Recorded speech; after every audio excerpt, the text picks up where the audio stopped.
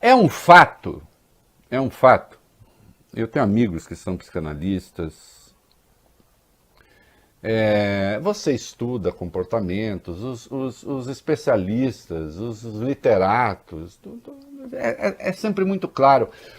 Não há nenhum moralista rombudo daquele que tenta impor o seu padrão de costume aos outros que não deixe escapar traços de perversão. Os mais odiosos. Assim como nunca um homofóbico deitou num divã que não fosse um gay enrustido, infeliz e insatisfeito com a vida. Sem exceção. Sem exceção. Então esse negócio assim de, o homofóbico é necessariamente gay. Eu não sei se é necessariamente gay. Todo aquele que decide se tratar já é um primeiro passo. Supõe-se que o que não se trata também. Evoluindo para os traços de psicopatia, né? Depois.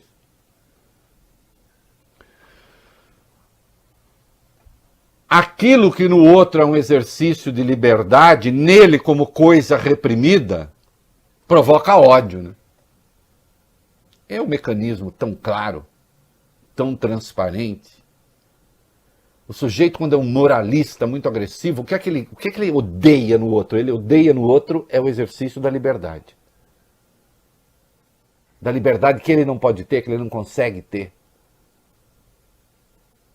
E só por isso ele se ocupa tanto da vida do outro. Ou não se ocuparia, cuidaria da sua própria.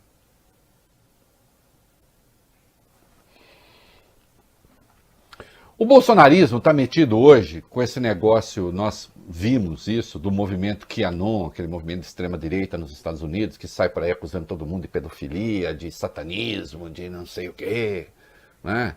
E a gente vê o tempo todo a ocupação deles com isso, ficam pegando, acusando adversários de pedofilia.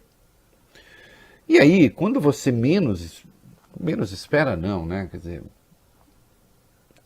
nós vimos uma garota, e a partir de agora eu não vou mais dizer o nome dela não, porque eu acho que nós estamos já no universo do Estatuto da Criança e do Adolescente.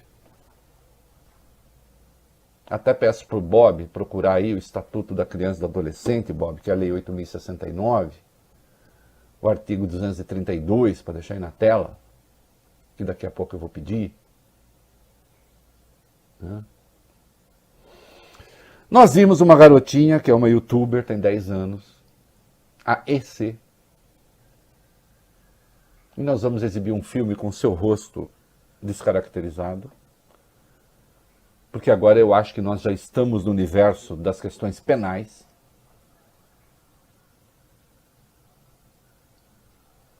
Essa menina participou de uma reunião ministerial, fez lá pergunta sobre vacina, fez lá pergunta não sei o quê. Também, uma hora, perguntou se tinha realmente queimada no Brasil, aí aquele bando, porque é um bando, riu, achei engraçado. Aí o presidente Jair Bolsonaro houve por bem levar essa garota para a live dele.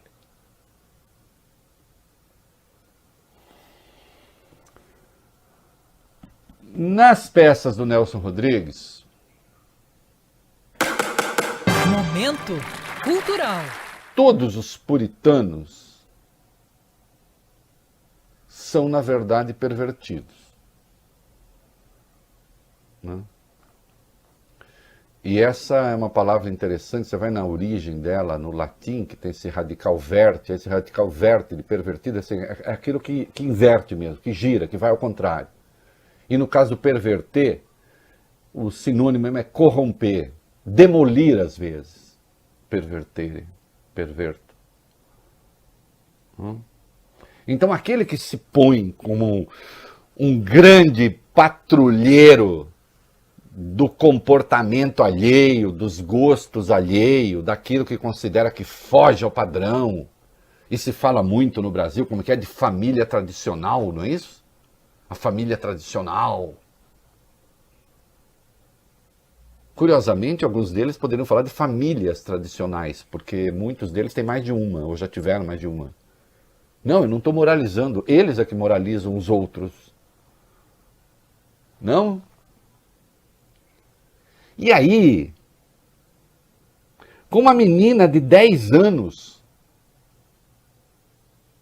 o presidente da República tem uma conversa escancarada e malandramente sexualizada. E os presentes riem. O que é igualmente ainda tão asqueroso quanto. Porque acharam aquilo engraçado. A garotinha falando ali um troço que ela pretendia que era uma linguagem referencial, mas claramente sendo tomada pelo presidente com o seu sentido fecenino, perverso, sexualizado.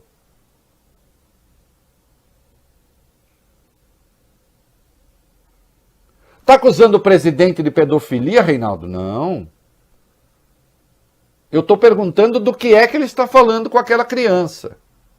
E quando definirmos o objeto de que ele está falando com aquela criança, aí vamos tentar dar um nome para aquilo que se viu ali.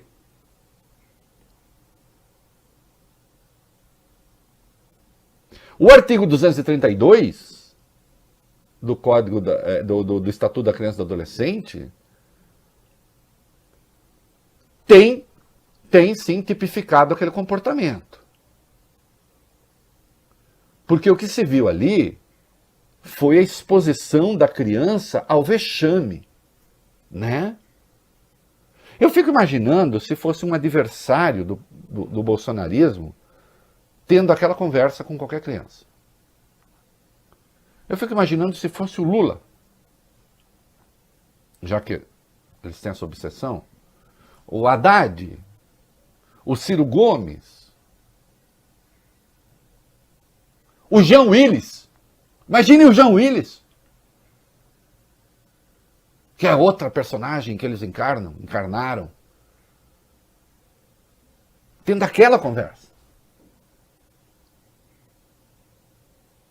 Eu imagino que as redes deles não estariam fazendo. Eu imagino que alguns destes colunistas neodireitistas, porque agora o que tem de colunista que decidiu descobrir a extrema-direita, não descobriram a extrema-direita, né? Descobriram uma fonte de renda. Que boa parte ali não leu nem, não sabe nem o que está falando. Que é gente cuja ignorância a precede há muito tempo. Eu imagino que não estaria sendo dito agora. E, no entanto,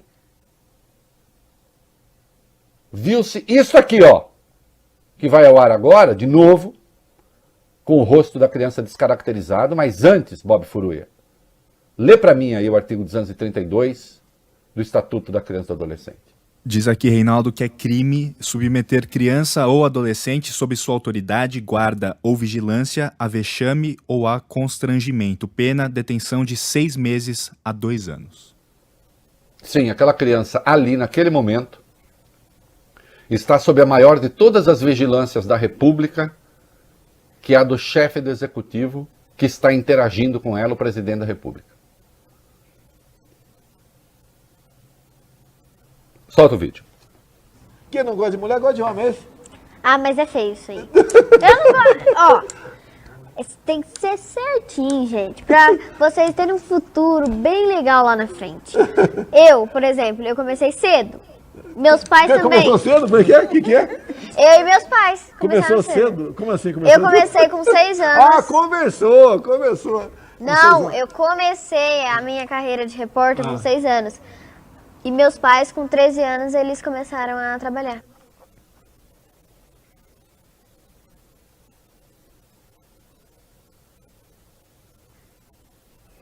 Silêncio eloquente.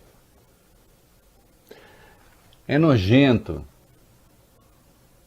É perverso. Não é?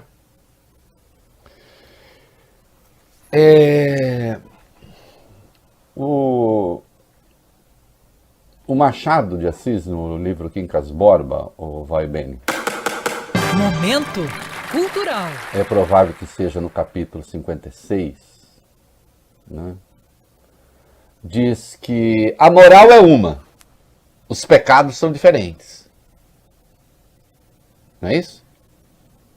A moral é uma, os pecados são diferentes. Essa gente toda que fica roncando moralidade por aí, comportamento reto, ao menor sinal e à menor oportunidade, às vezes fornecida por uma criança na sua inocência clara e objetiva ali, dá aso, dá oportunidade para que coisas asquerosas dessa natureza venham à luz. Não é? Claramente o presidente investindo ali no duplo sentido. É piada da velha Zorra Total. Há muito tempo a Zorra Total aposentou esse tipo de humor. Suponho que nem a Praça é Nossa mais lide com esse tipo de ambiguidade.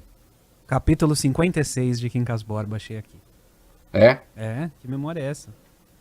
A moral é uma, os pecados são diferentes. Tá dormindo demais, hein, Rinaldo? Hã? Ontem a gente falou que você tava dormindo de menos e que o sono ajudava a recuperar a memória. E vê aí se tem uma coisa como é que é? Passados os vapores da noite,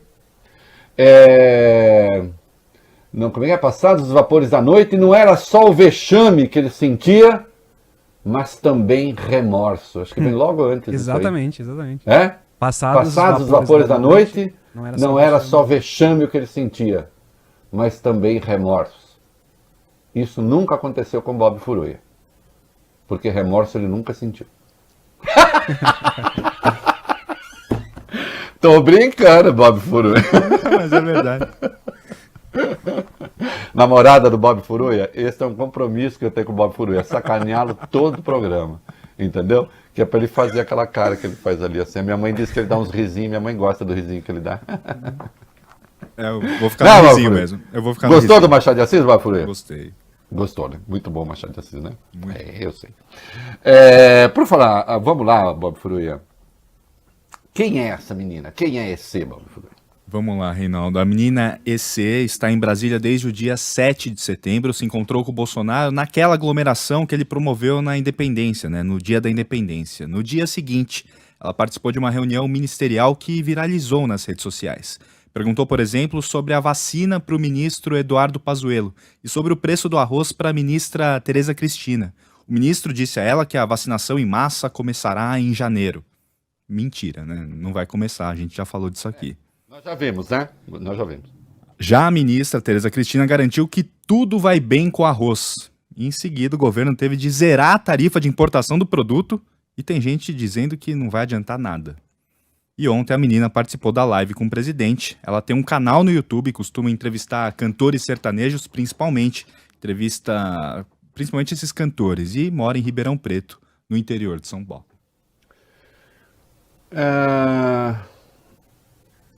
Deixo aqui um recado aos pais das crianças de maneira geral. Preservem os seus filhos desse tipo de coisa nesses tempos de redes sociais. A menina quer ter um canal no YouTube? Ok. Né? Sei lá, vislumbra na criança uma oportunidade de uma carreira? Tá. Agora, política não é lugar em que criança deva circular. Como a gente vê. Especialmente entre aqueles que se dizem muito moralistas e muito preocupados com o destino das crianças. Não é? Preservem os seus filhos disso. Porque senão a criança fica exposta a esse vexame que ficou. Não é? Com o Ministério Público um pouco mais vigilante, e o presidente seria chamado, quando menos, a prestar esclarecimentos com base no artigo 232 do Estatuto da Criança e do Adolescente, para aprender que ele não pode ter esse tipo de conversinha ambígua e sacana com uma menina de 10 anos, com aquele bando de cueca véia atrás, sorrindo e achando tudo muito divertido. Foi uma das cenas mais nojentas a que eu já assisti. E falo isso como pai de meninas, hoje mulheres, e falo isso como filho, e falo isso como jornalista, e falo isso como cidadão. É uma sorte que o Bolsonaro, que essa menina não seja minha filha. Senão ele ia pagar muito caro por isso.